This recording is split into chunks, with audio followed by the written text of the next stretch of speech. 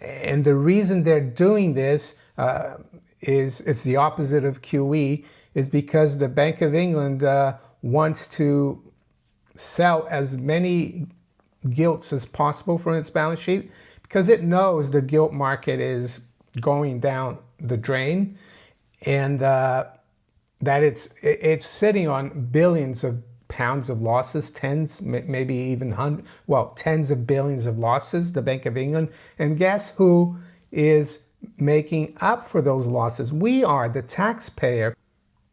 Saturday, June 21st, 2025, Maneco 64, home of alternative economics and contrarian views.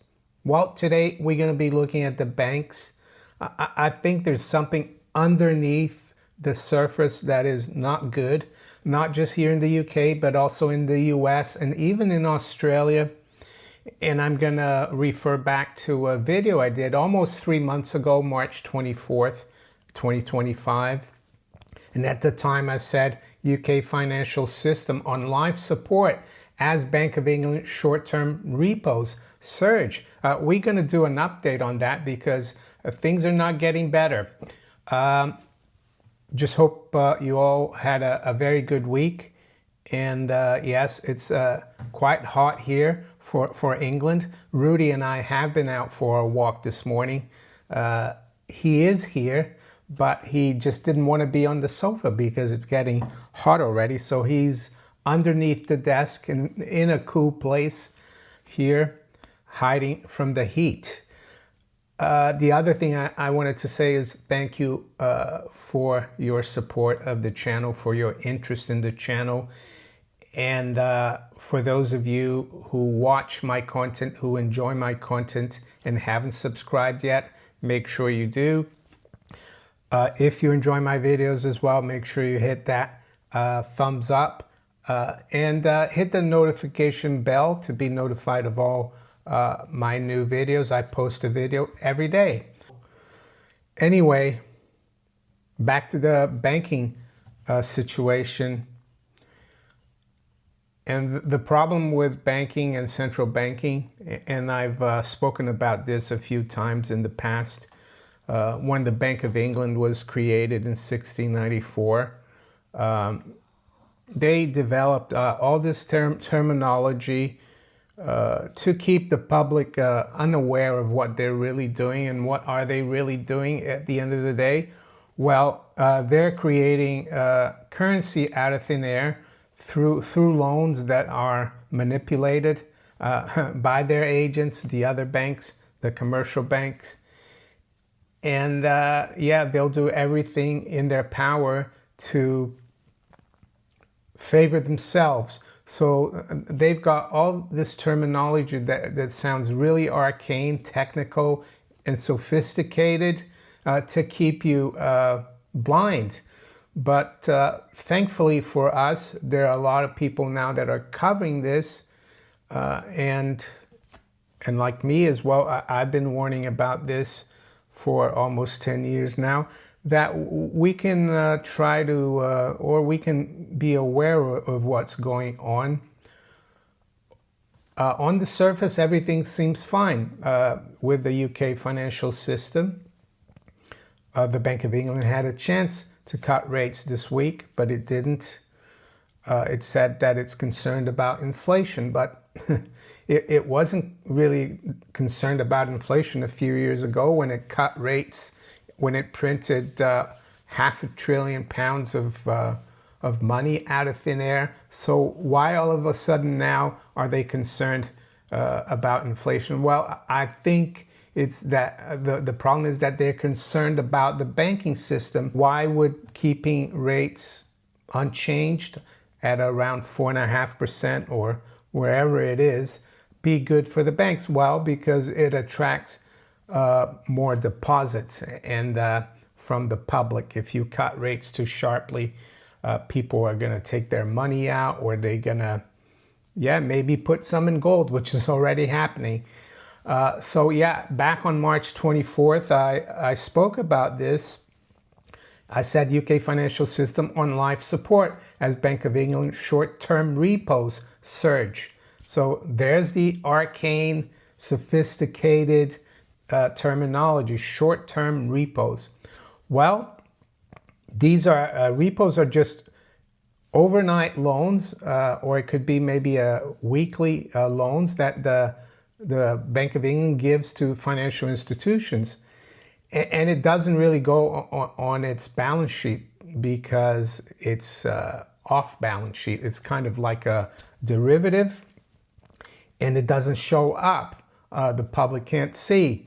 Yes, they do publish this on their website, but Joe Bloggs is not going to check the Bank of England website every week to see what's going on with short-term repos, nor are most of the people who work in the city of London, because they work for these banks.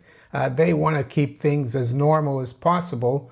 So yeah, they're repurchase agreements. So yeah, the banks will sell gilts or bonds to the Bank of England. The Bank of England will provide them with cash and keep doing that at a very cheap rate, overnight or weekly or whatever. And this is something that isn't normal, as we're going to see in a minute. So I said, of course, that it was a hidden crisis, and I think it still is. And looking at the price of gold in British pounds, if you go back to that period, March 24, 2025, well, we're trading around 2,350, and now we're at 2,504. So I think gold is the barometer. It's the canary in the coal mine, showing that there's a problem in the financial system. Of course, the FTSE, the pound are doing well, but that's all relative, I would say. So yesterday I noticed that this guy here, who actually I'm going to have on the channel soon, I'm going to interview him, Just Dario. He's an analyst, macro economic markets analyst. He posted this. He said, new week and new all-time high for the BOE liquidity pump, aka emergency short-term OMO. Well, that's the short-term repos. 69.87 billion pounds lent to financial institutions in distress. Meanwhile, mainstream media, yeah, they have no clue, right? So I found also an article, recent article about this. It's from June 11th. Bank of England urges lenders to step up repo facilities use. So the Bank of England is so concerned that things are not great that they're telling the bankers to come on, yeah, we'll lend it to you, don't worry. So let's quickly go through this article. It says the Bank of England has urged lenders to step up use of its routine liquidity facilities to avoid possible stresses in markets as the central bank runs down its balance sheet. Yeah, they're doing QT. And the reason they're doing this is it's the opposite of QE, is because the Bank of England wants to sell as many gilts as possible from its balance sheet, because it knows the gilt market is going down the drain, and that it's sitting on billions of pounds of losses, tens, maybe even tens of billions of losses, the Bank of England. And guess who is making up for those losses? We are, the taxpayer. Yeah, that's the deal that Gideon Osborne, the former Chancellor of the Exchequer, did with the Bank of England when they started doing QE. He said, well, if the Bank of England makes money on the gilts, you send it to the Treasury, and if you lose money, the Treasury will cover it. Well, the Treasury doesn't have any money. It's us, of course, that has to cover that. So, yeah, why would the Bank of England be so determined to sell gilts? Well, because they know what's coming. in the bond market. And I've warned about this as well. The fact that bond yields are not going to come lower. They're going to continue to go higher. In a speech in Helsinki, Executive Director of Markets Vicky Saporta said firms should be looking to use their facilities for routine liquidity management and not just as backstops. So I'll show you the charts here. Here's the Bank of England balance sheet. I mean, it was minimal back in 2009, 2 billion, and it's still at 620 billion. So that's how much money they printed out of thin air. Yes, it's less than it was back after COVID. It was almost at 900 billion. So it says here the BOE wants to run down its Gilt's portfolio, but needs to provide enough liquidity to banks, and policymakers are looking to mitigate any potential fallout. Well, this is the routine repo operations, as you can see. Back in, let's say, about a year ago, it was almost at zero, and now it's almost at 70 billion. So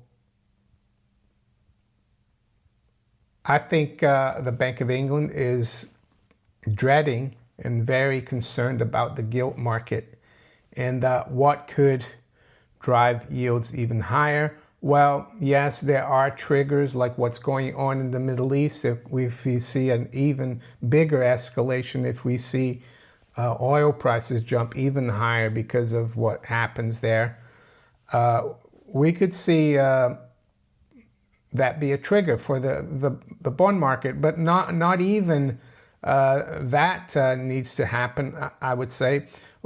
I think the fact that the major Western economies are on the doldrums and getting worse, I think we're going to see a recession soon. And also the debt is getting worse. The deficit is getting worse, not just in the US, but also in the UK. And why is that? Well, in the UK, it's particularly bad because we have a government and a chancellor that's determined to keep interfering and not allowing the private sector to prosper. They keep punishing the private sector. They keep regulating things. They keep, providing to the public sector as much as they want. And that's going to make things worse, especially if we have a recession. We've already seen retail sales this week in the UK was a lot lower than expected. Before we move further and talk about what's happening in the banking sector, it's more important than ever to have a foot outside the banking system. And I've known that for many years, thankfully. I woke up back in the early 2000s. And how do you do that monetarily with your savings? Well, it's through physical gold and silver. I'm not telling you what to do here. I'm telling you what I've done, and I think it's a good strategy. It's like having insurance outside the system. And I know gold is getting more and more expensive, of course, less affordable for everyone.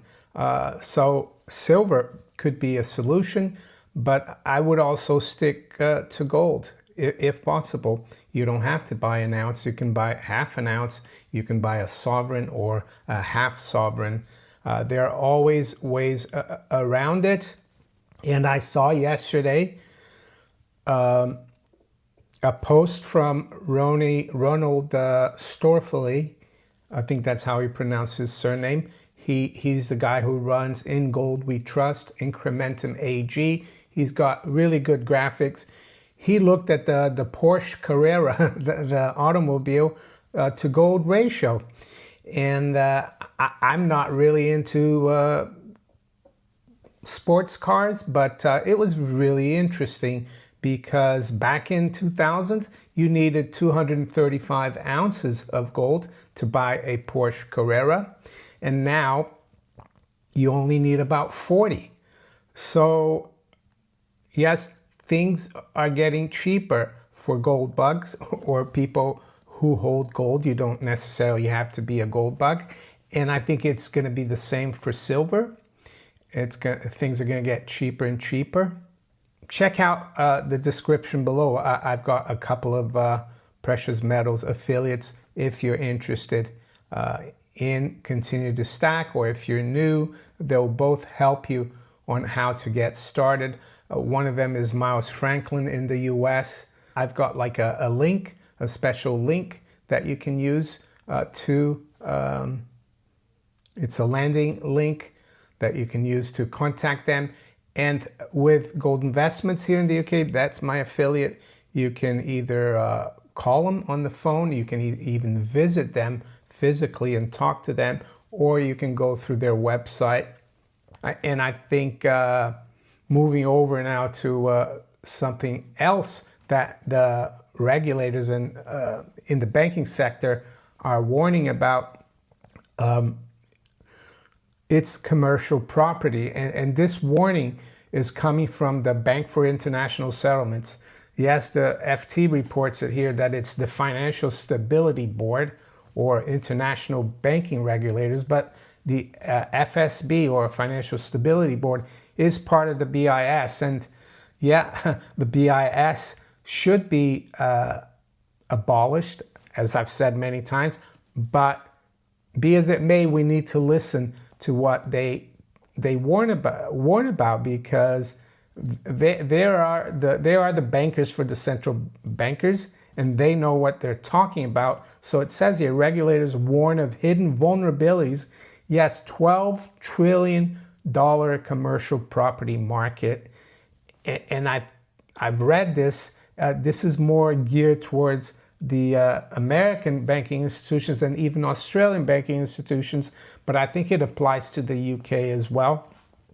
I remember during COVID, during the lockdowns, I know someone who works in commercial property construction, and he told me, "Oh, we're really busy." And I said, "What do you mean?" He said, "Well, London, the city, is booming." And I said, "How can that be? Everyone's working from home." He said, "Well, we're doing a lot of development in the city." And then I thought about that, and I realized the reason that happened was because financing was so cheap. The government was giving money away. Rates were at zero. What better time to borrow and just build stuff? Even well, and the bankers, the people who lent the money, they can always fall back on having, let's say, something concrete or something made out of metal and glass, so to speak. Concrete, so to speak, but in reality these days, yeah, metal and glass. So yes, now it's becoming a vulnerability, and I'm not surprised. And I think the banks are very vulnerable. What's going to happen at the end of the day is what happens all the time when you have a central banking system run by the international bankers. They bail each other out on your back, of course. Yeah, they'll start printing more. The government will start bailing out more. How can governments bail out? Well, they'll take more debt. The debt that will be lumbered on you. So yes, there is, of course, a guarantee in the banks here in the UK, £85,000 per person. If you have a joint account, it covers both of you as well. And you can have different accounts at different banks, so you can have more than 85,000. Yes, and the FCA, as it's called here, the equivalent of the FDIC, might come and bail people out, but even they don't have enough funds. They have enough for if one bank gets in trouble, but the whole system, when it gets in trouble, look out. And I would say the same thing is going on in the US. We've seen the unrealized and realized loss bar chart from the FDIC in the last year and a half or two. It's horrible. And yeah, the banks are being kept on life support, not just here in the UK, but throughout the Western world, US included. So yeah, try to have as little in the bank as possible. I know it sounds counterintuitive, but in the world that we live in, banks are a very dangerous institution in terms of maintaining your savings there. There's a lot of risk. I think there's more. The risk is having deposits or fiat currency in the bank. That's the biggest risk. Having physical gold and silver is actually, yeah, it's the insurance against the problems we could see. Could they keep this going? By they, I mean the central banks and the government. Yes, but all that will do is that will dilute the currency, because the only way they can keep it going, and I've said this umpteenth times, is by creating more and more fiat currency out of thin air. And yeah, and that's just gonna eat away at the purchasing power of all fiat currencies. And that's why the dollar now is on its last percent since the Fed was created in 1913. So I'm going to stop now, and I'm going to wish you all a great weekend. And yeah, we'll talk later. Take care. Bye.